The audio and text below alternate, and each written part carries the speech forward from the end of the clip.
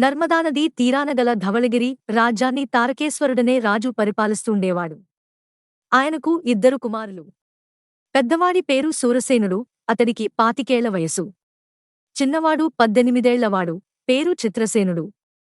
ఈ 2 రాజకుమారులు ఒకనాటి ఉదయం పరివారాన్ని వెంటబెట్టుకుని వినోదార్థం వేటకే అడవికి వెళ్లారు. అడవిలో కొంత దూరం పోయిన తర్వాత వాళ్లకు ఒక లేళ్లమంద కనిపించింది. రాజకుమారులిద్దరూ తమ తమ గుర్రాలను అదిలించి ఆ లేళ్ల గుంపుపై బాణాలు ప్రయోగిస్తూ క్రమంగా తమ పరివారాన్నించి వేరుపడి అడవిలో చాలా దూరం వెళ్లిపోయారు. హఠాత్తుగా వారికి ఒక పొద చాటునుంచి సింహం గర్జించిన ధ్వని వినబడింది.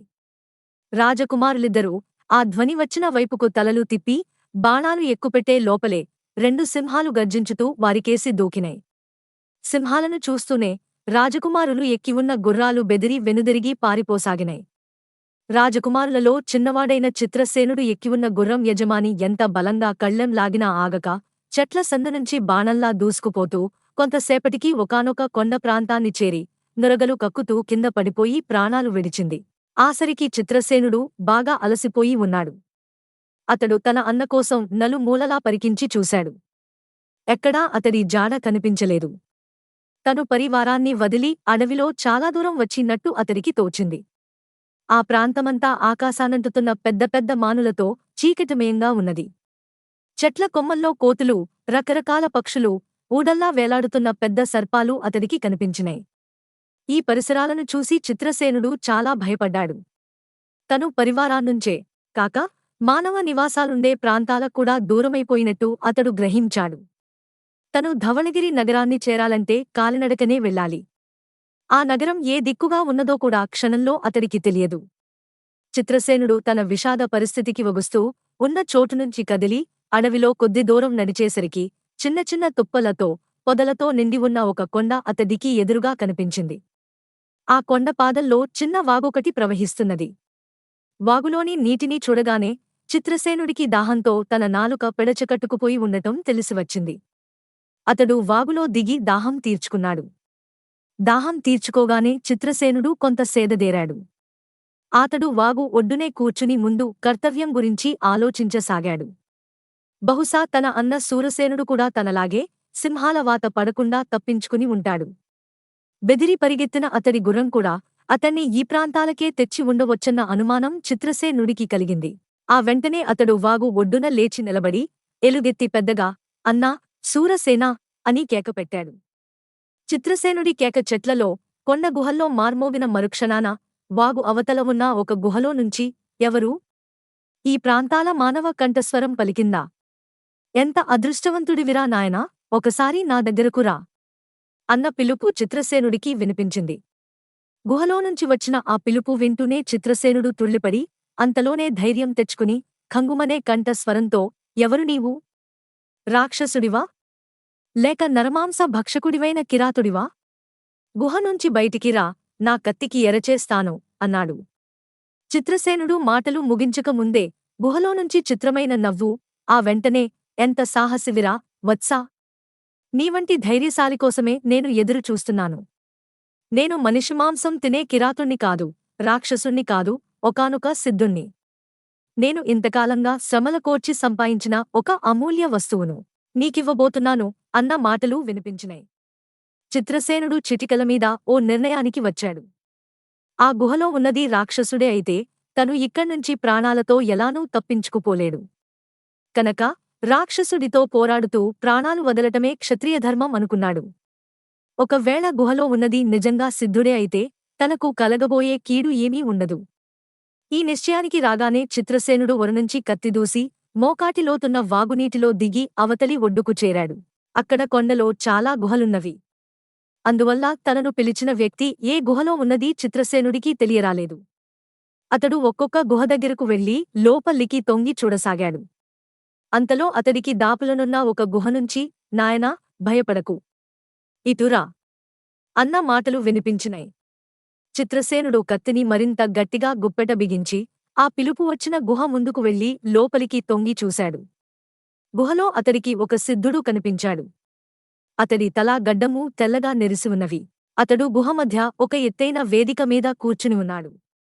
గుహ పైభాగాన ఉన్న కంతల నుంచి సూర్యకాంతి లోపల పడుతూండడం వల్ల గుహ లోపలి భాగం వెలుతురుగా ఉన్నది. ముసలి సిద్ధుణ్ణి చూస్తూనే చిత్రసేనుడు తను అంతకుముందు పరుషంగా మాట్లాడి నందుకు నొచ్చుకున్నాడు. అతడు కత్తిని ఒరలో పెట్టి సిద్ధుణ్ణి సమీపించి నమస్కరిస్తూ, మహాత్మా, నన్ను క్షమించవలసిందిగా వేడుతున్నాను అన్నాడు ఎంతో వినయంగా.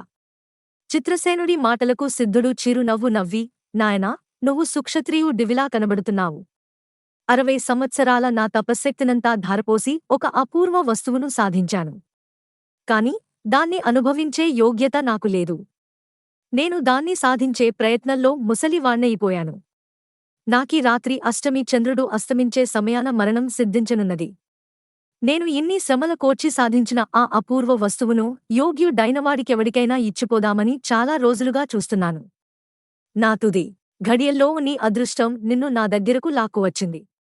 ఇదిగో ఆ అపూర్వ వస్తువు అంటూ పక్కనే ఉన్న ఒక వెదురు బుట్టను చిత్రసేనుడికి ఇచ్చాడు. చిత్రసేనుడు సిద్ధుడినుంచి బుట్ట అందుకుని ఆత్రంగా దాని మూతను తెరవబోయేంతలో సిద్ధుడు తన దండంతో బుట్టమూతను గట్టిగా అదిమి, నాయనా, తొందరపడి బుట్ట మూతను ఇక్కడ తెరవకు. నీవు ఏ ప్రాంతాల అయితే నివసించటానికి మక్కువ పడతావో ఆ ప్రాంతాన దాన్ని తెరిచి చూడటం నీకు క్షేమకారణం ఆవుతుంది అన్నాడు. చిత్రసేనుడు సిద్ధుడు చెప్పినదానికి అంగీకార సూచకంగా తలాడించి, మహాత్మా, నీ దయకు కృతజ్ఞుణ్ణి. నానుంచి మీరు ఎలాంటి సేవా శుశ్రూషలు కోరినా చేయటానికి సిద్ధంగా ఉన్నాను అన్నాడు. ఈ మాటలకు సిద్ధుడు నవ్వి, నాయనా, నీ నమ్రత, భక్తి చూసి నాకు చాలా ఆనందం కలుగుతున్నది. ఇక కొద్ది ఘడియల్లోనే నేను మరణించబోతున్నాను. అలాంటి నాకు నీవు చేయగల సేవ ఏమీ లేదు. కాని నీకు ఒక్క చిన్న పని మాత్రం చెబుతున్నాను. నీవు గుహనుంచి బయటికి వెళ్ళింతరువాత గుహకు తూర్పువైపున కోణాకృతిలో ఉన్న రాతిని కిందకు లాగు. అదే నీవు చేయగల ప్రత్యుపకారం అన్నాడు. చిత్రసేనుడు సిద్ధుడికి నమస్కరించి గుహనుంచి బయటికి వచ్చి అతడు చెప్పిన రాతిని 2 చేతులతోనూ బలంగా పట్టి కిందకు లాగాడు. వెంటనే కొండ దద్దరిల్లేలా పెద్ద చప్పుడయింది. గుహ ముందు భాగాన్ని పైనుంచి జారిపడిన ఒక బల్లపరుపు రాయి గుర్తు తెలియని విధంగా కప్పేసింది. స్మితసేనుడు అక్కడ కొద్దిసేపు నిలబడి తర్వాత వాగు దాటి అరణ్యంలో ప్రవేశించాడు. తను నగరం చేరాలంటే దిక్కుగా పోవాలో అతడికి తెలియదు. ఆ కారణంగా అతడు చెట్లలో సునాయానంగా నడవటానికి అనువైన మార్గాల గుండా నడవసాగాడు. ఇలా కొంతసేపు నడిచేసరికి సూర్యుడు పడమటి దిక్కుకు వాలటం కనిపించింది. క్రమంగా అతడు ఆకలి దహించసాగింది. అయానపడుతూ చిత్రసేనుడు అడవిలో మరికొంత దూరం నడి అంతగా చెట్లులేని ఒక ఎత్తైన ప్రదేశాన్ని చేరాడు. అక్కడ కొంచెంసేపు విశ్రాంతి తీనుకున్న తరువాత హఠాత్తుగా అతడి దృష్టి భుజాన వేలాడుతున్న బుట్టమీదికి ప్రసరించింది. అందులో ఉన్నదని సిద్ధుడు చెప్పిన అపూర్వ వస్తువు వేమిటో చూడాలన్న కోర్కే అతడికి కలిగింది. అక్షభాన చిత్రసేనుడికి సిద్ధుడు చేసిన హెచ్చరిక గుర్తుకు రాలేదు. అతడు భుజాన్నుంచి బుట్టను కిందికి దించి దాని మూతను పైకెత్తి ఆత్రంగా లోపలికి చూశాడు. వెంటనే అతడి కళ్లలో మెరుపు మెరిసినట్టయింది. చిత్రసేనుడు కళ్ళు మూసి తెరిచేసరికి ఎదురుగా చెట్లలో ఆకాశానంటుతున్నట్టున్న పెద్ద భవనం ఒకటి కనిపించింది. ఈ అద్భుత దృశ్యం చూసి చిత్రసేనుడు శలాప్రతిమలా అయిపోయాడు. ఆ మరుక్షణం అతడికి సిద్ధుడు చేసిన హెచ్చరిక గుర్తుకొచ్చింది. అయ్యో, నేనెంత మూర్ఖుణ్ణి! ఈ మహారణ్యం మధ్య ఈ దివ్యభవనం నాకెందుకు పనికివస్తుంది? ఇదే ధవళగిరి నగరంలో ఉన్నట్టయితే ఎంతగా రాణించేది.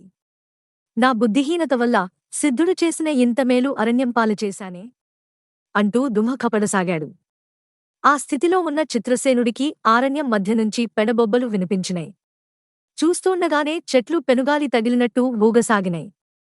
చిత్రసేనుడు ఆశ్చర్యపడుతూ చుట్టూ చూసేంతలో అడ్డం వచ్చిన పెద్ద పెద్ద చెట్లను చేతులతో పడదోస్తూ ఒక రాక్షసుడు అతడికేసి రావటం కనిపించింది.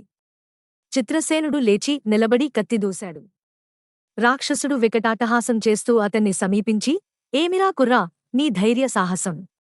ఈ ఉగ్రాకుణ్ణి చూస్తూనే నరమానవుడైనవాడు ప్రాణాలు వదలటం ఎరుగుదరుగాని నీలా కత్తి దూసి నిలబడ్డవాడు ఈనాటివరకు నాకు తారసపడలేదు అంటూ వెనుదిరిగి వింత భవనం కేసి చూస్తూ, ఆ బొమ్మరిల్లు నీవు కట్టిందేనా అని ప్రశ్నించాడు. అవును అన్నాడు చిత్రసేనుడు తొణకుండా. ఆ ప్రత్యుత్తరం వింటూనే ఉగ్రాక్షుడు అహాహా అంటూ చెట్ల ఆకులు రాలిపడేలా నవ్వి, ఈ అడవిని నీ ముత్తాత నాటి నీళ్లు పోసి పెంచాడనా నువ్వనుకునేది? జాగ్రత్త, ఇది ఉగ్రాకుడ్ అడవి. నా అనుమతి లేకుండా దీని మధ్య ఇల్లు కట్టావు గనక నిన్ను ఆ ఇంటిని కట్టకట్టి ఆ కొండ అవతలికి విసిరేస్తాను అంటూ వంగి చిత్రసేనుణ్ణి పట్టుకోబోయాడు. చిత్రసేనుడు రాక్షసుడికి అందకుండా తప్పుకుని, తొందరపడకు, ఉగ్రాక్ష. నేనిక్కడ ఇల్లు కట్టినందువల్ల నీకొచ్చిన నష్టమేమిటి? కావాలంటే ఆ ఇల్లు నీకు వడిలి నా దారిన నేను పోతాను అన్నాడు. అదేం కుదరదు. నా అడవిలో నన్ను ధిక్కరించి ఇల్లు కట్టావు. నీవు ప్రాణాలతో బయటపడాలంటే నేనడిగేదానికి ఒప్పుకోవాలి అన్నాడు ఉగ్రాక్షుడు. ఏమిటది? అని ప్రశ్నించాడు చిత్రసేనుడు. నువ్వీ ఇంట్లోనే సుఖంగా బతుకు, నా అభ్యంతరం లేదు. నీకు పుట్టబోయే పిల్లల్లో పెద్దవాణ్ణి 18ో ఏడు రాగానే నాపరం చెయ్యి అన్నాడు ఉగ్రాక్షుడు. రాక్షసుడి కోర్కే చిత్రసేనుడికి చాలా వింతగా కనిపించింది. తనకింకా పెళ్ళే కాలేదు. అలాంటప్పుడు రాక్షసుడు అడిగిన దానికి సరేనంటే పోయేదేమిటి? తను కనీసం ప్రాణాలతోనన్నా ఇక్కడ్నించి బయటపడవచ్చు. చిత్రసేనుడు ఇలా ఆలోచించి, ఉగ్రాక్ష, నీవడిగిన దానికి ఒప్పుకుంటున్నాను. నా పెద్ద కొడుకు 18ో ఏడు రాగానే నువ్వొచ్చి వాని నిరభ్యంతరంగా తీసుకుపోవచ్చు అన్నాడు. రాక్షసుడు ఈ ప్రత్యుత్తరం విని పొంగిపోతూ, అయితే నిన్ను ప్రాణాలతో వదులుతున్నాను. ఇచ్చిన మాట నిలుపుకో అంటూ వెళ్ళిపోయాడు. ఇంకా ఉంది.